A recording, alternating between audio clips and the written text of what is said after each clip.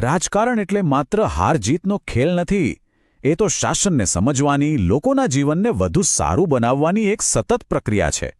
આજે આપણે માણસાના 2022ના જનાદેશનું ઊંડાણપૂર્વક વિશ્લેષણ કરીશું અને એમાંથી શીખીને 2027 માટે શાસનનો એક મજબૂત પાળો કેવી રીતે નાખી શકાય એ સમજીશું.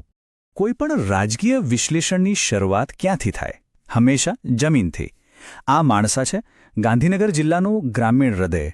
અહીંનું રાજકારણ, અહીંની માટી, અહીંના પાણી અને અહીંના લોકોની આશાઓ અને આકાંક્ષાઓ સાથે સીધું જોડાયેલું છે.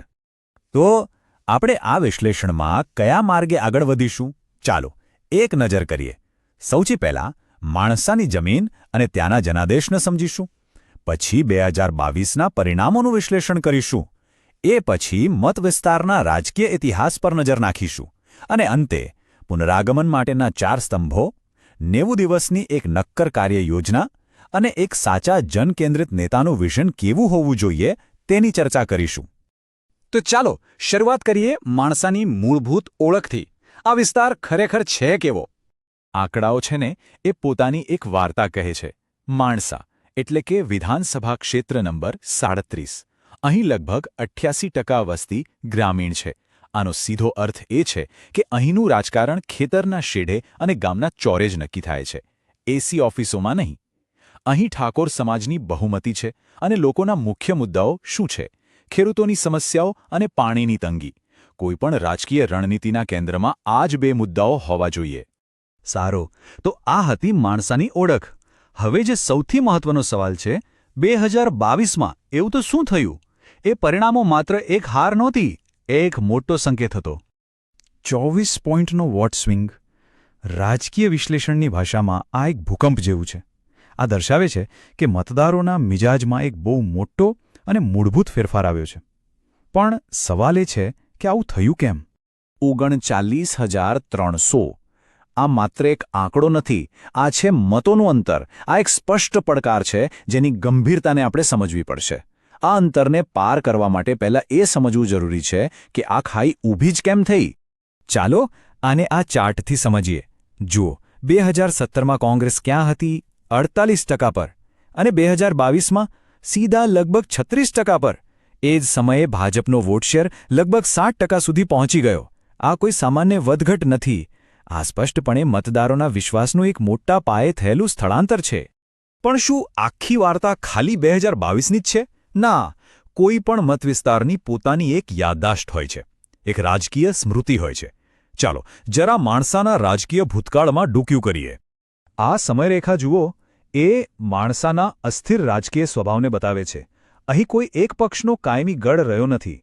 કોંગ્રેસની જીત ઘણીવાર પાતળી સરસાઈથી થઈ છે, જ્યારે 2022માં ભાજપની જીત એક મોટા અંતરથી. આ શું બતાવે છે? કે અહીંના મતદારો પરિણામલક્ષી છે. તેઓ કોઈ એક પક્ષ સાથે બંધાયેલા નથી. તો આ બધાનો સાર શું નીકળે? સાર એ છે કે ઊંચું મતદાન અને ભૂતકાળની નજીકની સ્પર્ધાઓ એક અસ્થિર, તકોથી ભરપૂર મતદાર ક્ષેત્ર સૂચવે છે. મતલબ કે અહીં પરિવર્તનની પૂરી શક્યતા છે, જો જમીન પર સાચી દિશામાં કામ કરવામાં આવે. અને આપણી લોકશાહીનો પાયો પણ આ જ છે કે દરેક નાગરિકને ગરિમાપૂર્ણ જીવન જીવવાનો અને સમજી વિચારીને પોતાનો મત આપવાનો અધિકાર છે. અને આથી જ રાજકીય સંવાદ હંમેશા જવાબદારીપૂર્વક થવો જોઈએ. તો સવાલ એ છે કે આ પડકારને તકમાં કેવી રીતે ફેરવવો? આ વિશ્વાસ ફરીથી કેવી રીતે જીતવો? એના માટે જોઈએ એક મજબૂત 4 સ્તંભો પર ટકેલી વ્યૂહરચના. આપણે એને ચતુર્મુખ સિદ્ધાંત કહી શકીએ. એક એવી રણનીતિ જે 4 અલગ અલગ દિશાઓમાં એકસાથે કામ કરે છે: સમુદાય, મુદ્દાઓ, સંગઠન અને આજના સમયમાં અત્યંત જરૂરી એવી ડિજિટલ પહોંચ. આ ચારેય મળીને વિશ્વાસનું પુનર્નિર્માણ કરે છે. ચાલો આ 4 સ્તંભોને જરા વિગતે સમજીએ. પહેલો અને સૌથી મહત્વનો સ્તંભ સામુદાયિક ફોકસ, એટલે કે ઓબીસી, એસટી અને મહિલા મતદારોની સમસ્યાઓને પ્રાથમિકતા આપવી. બીજું, મુદ્દાઓ પર ભાર, એટલે કે ખેડૂતોની સમસ્યાઓ અને ગ્રામીણ વિકાસ જેવા જમીની મુદ્દાઓ પર જ વાત કરવી. ત્રીજું, સંગઠન, બૂથ સ્તર સુધી સંગઠનને ફરીથી મજબૂત અને સક્રિય કરવું. અને ચોથું, ડિજિટલ પુશ, વોટ્સએપ અને ફેસબુક જેવા માધ્યમોથી લોકો સાથે સીધો અને સકારાત્મક સંવાદ કરવો. કોઈ પણ રણનીતિ બનાવતા પહેલાં પોતાની તાકાત અને નબળાઈ જાણવી જરૂરી છે. આંતરિક રીતે જોઈએ તો પક્ષનું સ્થાનિક સંગઠન ભલે નબળું હોય, પણ ઉમેદવારની સ્વચ્છ છબી અને લોકો સાથેનું સ્થાનિક જોડાણ એ બહુ મોટી તાકાત છે.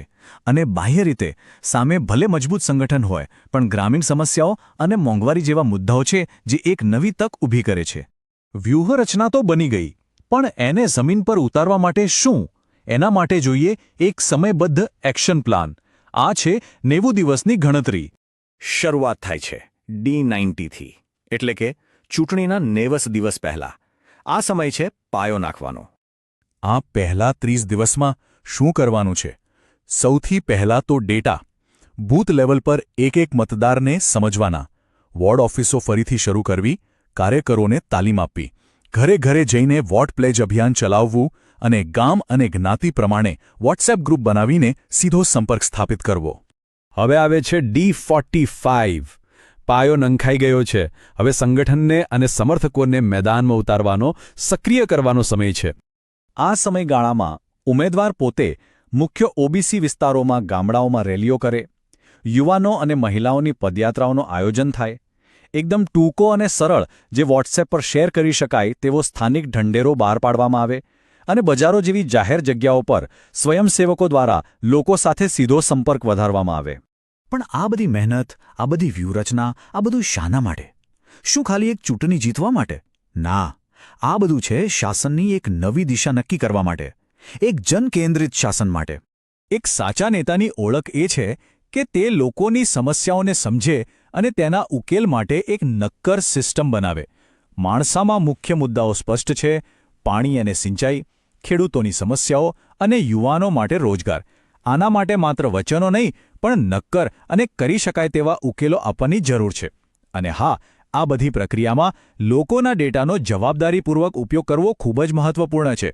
ભારતના કાયદા મુજબ દરેક નાગરિકની ગોપનીયતા અને તેમની સંમતિનું સન્માન કરવું એ દરેક રાજકીય પક્ષની નૈતિક અને કાયદાકીય ફરજ છે.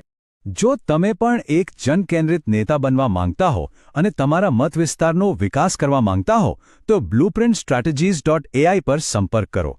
અમારું ઈમેલ છે mgr@blueprintstrategies.ai અને ફોન નંબર છે 08042041602. અમારો હેતુ છે રાજકારણથી પર.